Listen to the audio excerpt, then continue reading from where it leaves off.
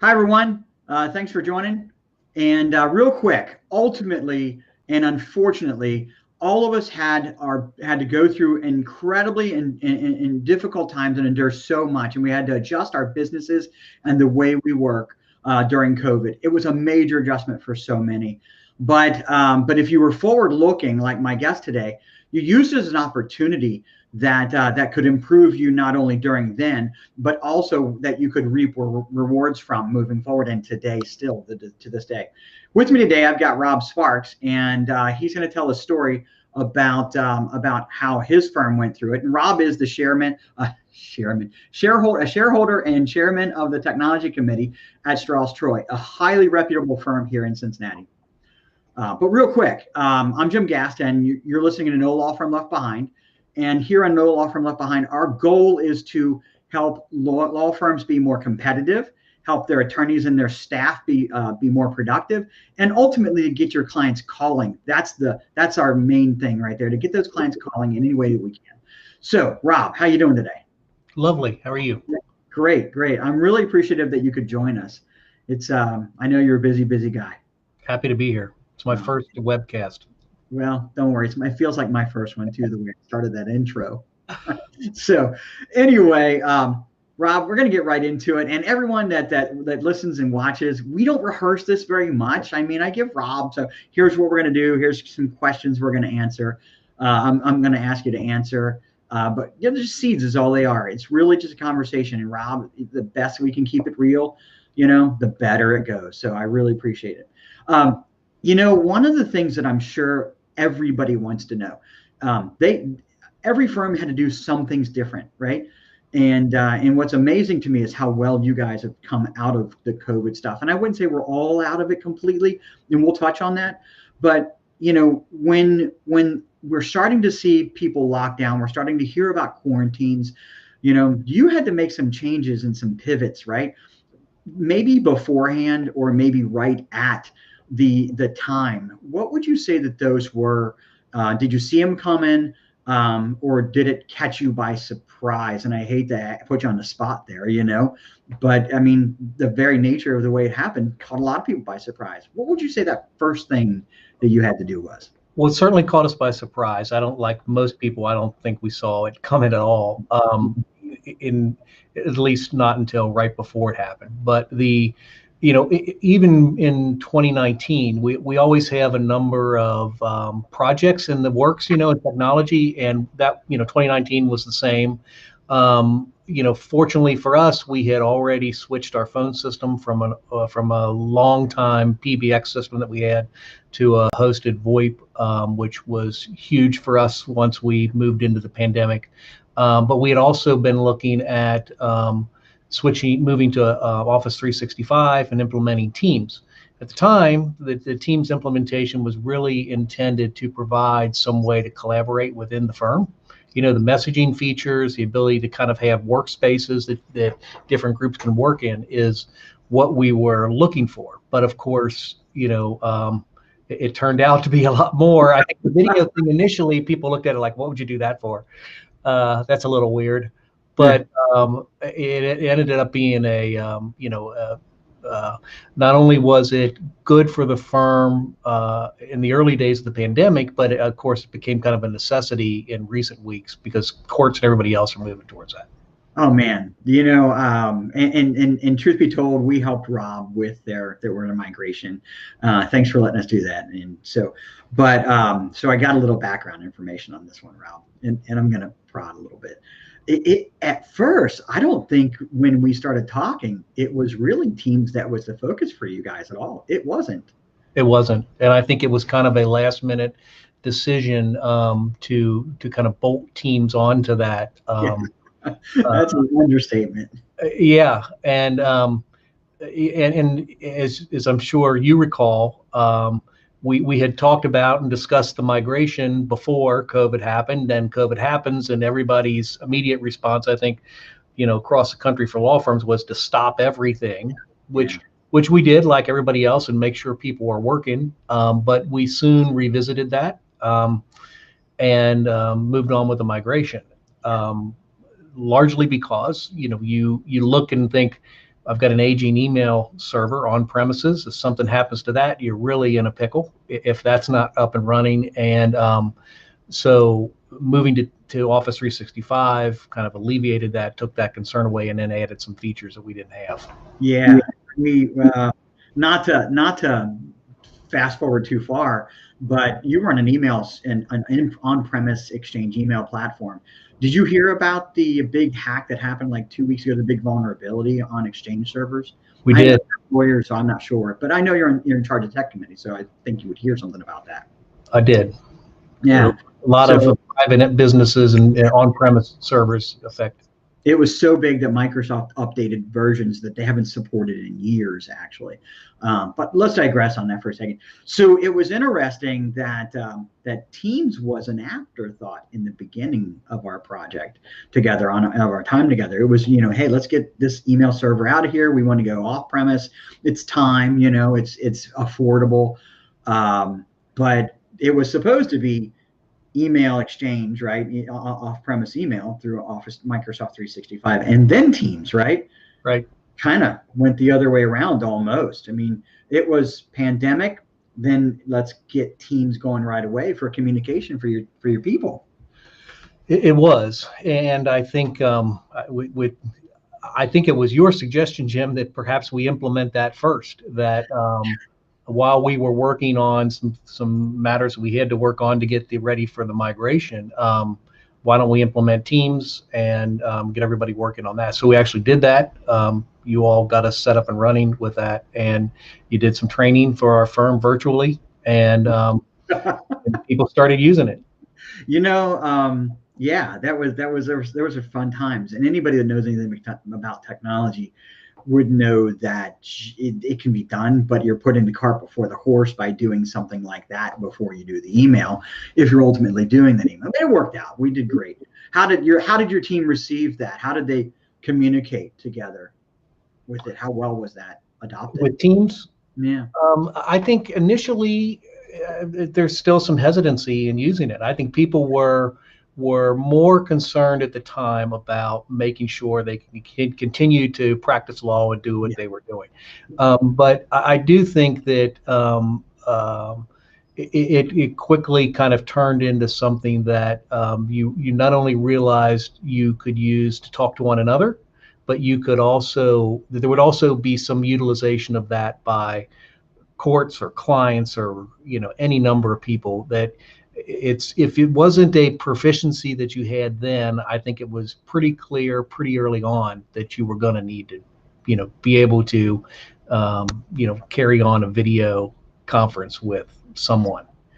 Listen, I love lawyers. I've worked with them for 25 years, hundreds and hundreds and hundreds of them. And maybe this is a slight stereotype, but attorneys don't like change like that too much. No. It's hard to adopt. Everybody had to go through Zoom or Teams or some other mechanism.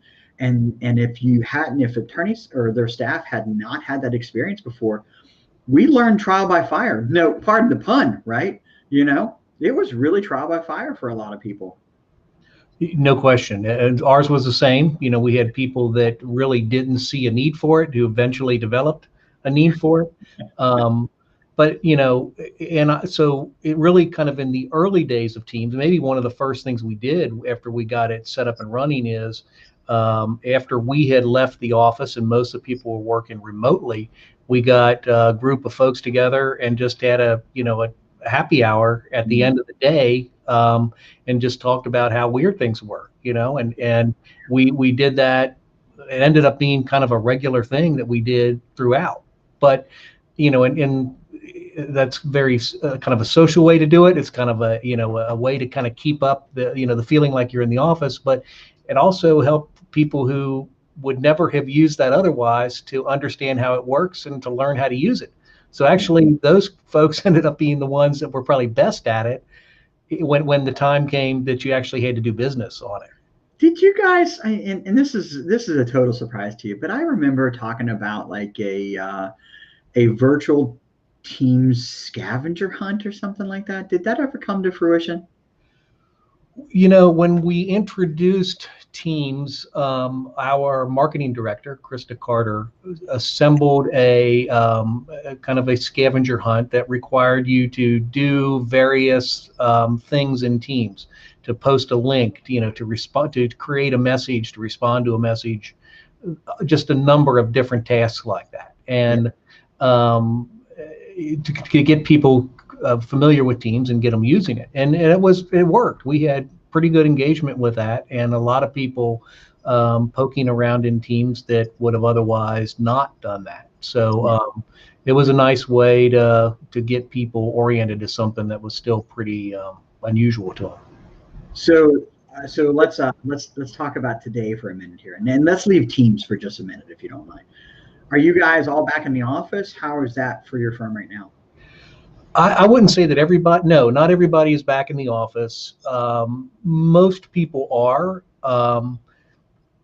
The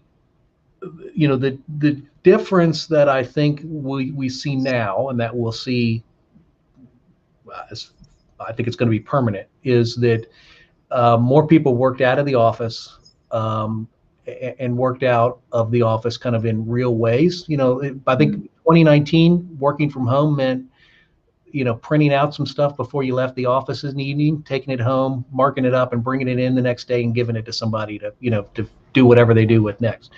But the pandemic kind of forced people to really work from home, to do all phases of what they have to do on a daily basis at home. So people got used to it. There's some advantage to it. There's some disadvantage. So I see people, kind of using the working from home to kind of stay home on a somewhat regular basis. So we have people coming in and out of the office more than we used to. Definitely, I think that'll continue. We have some assistants that have worked remotely very successfully, and I would suspect that might stay permanent. Can you see it as a competitive advantage moving forward for like the next generation of attorneys? Absolutely. I think everybody was doing it. Everybody, again, realized the advantages of it. But I think it's just not only something that people enjoy doing, at least from time to time. It's probably going to be expected. Attorneys' jobs and their staff, it's a really stressful. It can be really stressful, and have that ability to relax in an environment that's called home, right? Maybe your home office or something like that. Don't get me wrong, all homes have stresses in and of themselves too, and distractions. But that it's got to be kind of nice to know that I have that space that feels comfortable to work from sometimes, right? And I have the ability to do that now. I'm telling you, I have firms that are looking at their office sizes and saying, "Whoa, this is a lot of square footage," I have firms that are doing kind of A/B plans, right? So this group comes in this week on they can come to the office on an A week, and then the other group comes in on a B week. When you start looking at that, you start saying we can consolidate our space. I'm not asking you guys if you're considering. If you want to comment on it, you're welcome to. We don't have any space plans now, except I think that what I've heard over what I've heard various people say over this recent past year is that in a lot of, so we have an acre of space probably on one floor in Cincinnati, and on the one hand, that's kind of built-in social distancing, so from that perspective, it was nice. We didn't have to worry about alternating people in and out of the office because everybody had plenty of room. On the other hand, that's just a lot of room. And if you're going to be outside of your office 1 day a week or 2 days a week, even less reason to have, a big office. So I think all that's going to change. I think for our firm, that's something that's further down the road. Yeah. And with the larger firms, it's harder. The smaller firms, they're a little bit more mobile, nimble in that regard. Yeah. So when you were going through all this COVID stuff, now let's go backwards a little bit. You're going through this COVID stuff. You had an incredible challenge that was probably a bit of a surprise, right? Or at least the fact that you had the challenge was a surprise. I mean, you had a staff turnover in your tech group, right? We did. here you are implementing all these things to make remote and so on and so forth. What was one of the, you were talking about, iManage Cloud was one of them, right? We knew about that. But you did that with a staff change. We did. So one of the things that worked out well for us last year, I think, was we had an IT staff that was incredibly flexible. Rich McLean, our IT director, has been here for 30 years. And he is. He knows, he not only knows the systems and knows kind of how things break and how to fix them. He also knows people. So if in terms of deploying people outside of the office at the beginning of this, I mean, he knew right away just who was going to adapt to that, who was going to need access to this resource or that resource. So there's not a lot of going around fact finding, trying to figure out what you need. Wait a minute. I've done a good handful of these interviews, more than that, right? And nobody that's ever talked about their IT staff has ever talked about the soft skills of the IT staff. That's a soft skill, understanding your client, if you will, right? You're saying, Rich, and I'm going to paraphrase. I'm going to what do they call that? Mansplain it, right? One man to another. And so Rich basically knew, okay, this person's got to do this technology over. They're going to have a hard time. I'm going to have to handhold them, versus, oh, this person over here, they got it. No worries. He really got that, is what you're saying. No question about it. And it really was invaluable at the beginning of the pandemic.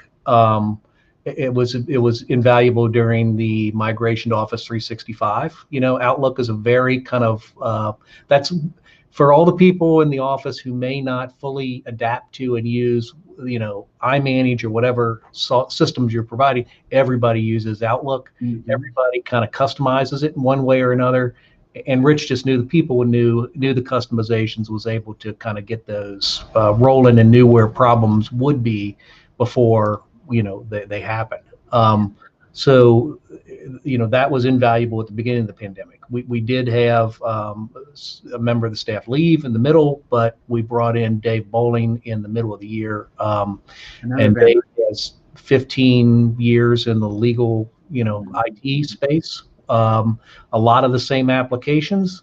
So he brings a lot of the same knowledge, but also they've used, in other firms he's been with, they've used the applications differently. So he brought that perspective. He was suggesting things, that we might want to try that we had not considered before. So really that worked out perfectly for kind of the middle part of the pandemic. The first part was making sure everybody's got what they need to work. The middle part was, okay, how do you kind of fine tune that and make it better and smoother? And then because there wasn't enough anxiety and excitement last year, we decided at the end of the year to migrate to iManage Cloud. And at that point in time, having two people that with familiarity with iManage and understanding of how it works in the back end of it was, it wouldn't have happened had it not been for that. So we did, in the middle of the pandemic, with the turnover in staff, did an Office 365 migration and then moved our entire database of probably 8 million documents to the cloud. Oh my gosh, it worked well. You know what? And so this is where I think our story today is important, right? Now we're hopefully coming to the end of COVID, right? At least things we're acclimated. Things are starting to get a little bit back to normal. I don't know if they'll ever get 100% there, but now you've got all this great technology that you saw, right? The voice over IP, your Microsoft 365, Teams, even conference rooms, right? You've changed your conference room a little bit, right? Yes. And iManage Cloud, right? What is that going to make you guys more efficient as you move forward? I don't think there's any question about it. It makes us more efficient inside and outside of the office. Some of the features that are available in iManage in the cloud are things that frankly would have taken us a while to get to. That's becoming such a behemoth, that software, that platform, that it's almost impossible to run on premise. I think it requires probably 8 servers now. where email moved because it was that's kind of just a service that's very easily done in the cloud. iManage went up because it's just almost impossible without a lot of help and IT support to do it here on premise. So all of those changes, I think, give us better access and quicker access to new features, and also enable people to work a lot more easily when they're outside the office. Yeah, I agree. Rob, real quick, to tell people a little bit about Strauss Troy, if you don't mind. Well, that's like kind of like that. What's your 5-year goal? In an interview, right? Tell me a little bit about the firm. Well, I'm not big on elevator speeches or statements, but we're a firm of 50-something lawyers in 2 offices. Our main office is in Cincinnati. We have an office in Covington as well. And the firm does about anything a big firm does. We just don't, frankly, charge as much for that. I think you can see, that we have a very sophisticated practice in real estate, litigation, domestic relations. We do some criminal work, a lot of corporate transactional work, and are involved in matters in litigation throughout the country. So there's really nothing that the firm can't do and doesn't. I misspelled the firm name. Sorry, man. I forgot to put I put the final touches on our captions for the show, and I got the firm name here. Let's see if I fixed it. I'll be embarrassed if I did not. There we go. Is that right? I can't. Right. I'm not wearing my glasses. Go figure. Right. So, well, Rob, I got to tell you, it's been great working with you. It's been great knowing you. You're always it's always a good time when I actually talk to you. Even in hiccups, right? You handle things so well. What about your area specifically in practice? I mean, what have you been doing for Strauss Troy all these years? It's all litigation, and I joined the firm in January of 2014, and we do litigation, mostly insurance policyholder litigation, whether the policyholder is a person or a company, and our practice is across the United States. Yeah, fantastic, man. Fantastic. Got a great group of people there. I know so many of them. It's kind of funny. I forget who it was. She actually, her and her husband both ended up going to this. They went to the small college that my 19-year-old son is going to this day up in Midland, Michigan. So who was that? Lynn, was it? Yeah. So fantastic. Well, listen, Rob, we're going to end it. I want to plug the show here. So this is No Law Firm Left Behind. And again, I'm Jim Gast. If you're not a member of the LinkedIn group, it is, the link for it is up there. But if you can't remember this, do me a favor, just take your phone out, take a quick snapshot on it. Don't try to write it down. Just snapshot it. It's so much faster than writing it down. But Rob, I think you're a member of the group, or I'm pretty sure you are. If you have any questions, this stream will actually be on replay in our LinkedIn group. Plus, you can find it on YouTube. It'll be on Facebook. Harder to find on Facebook. But if you're busy, Rob, you caught the podcast you said of one a few weeks ago, right? I did. Yeah. So you can find it on Pandora, Spotify, iHeartRadio. Which one am I forgetting? And Rob, you used an app I've never heard of before for podcasts, and you found it on there. Overcast? Yes. Overcast, yeah. So it's a little bit more distributed than I thought it was. So just search No Law Firm Left Behind on LinkedIn or on your podcast app and give a listen to the show. It'll be posted up later on today. Rob, I really appreciate you joining us. I just can't thank you enough. Happy to do it. Nice talking to you. Great job with the firm, my friend. All right, everyone. Take care. We appreciate you watching and listening. Take care.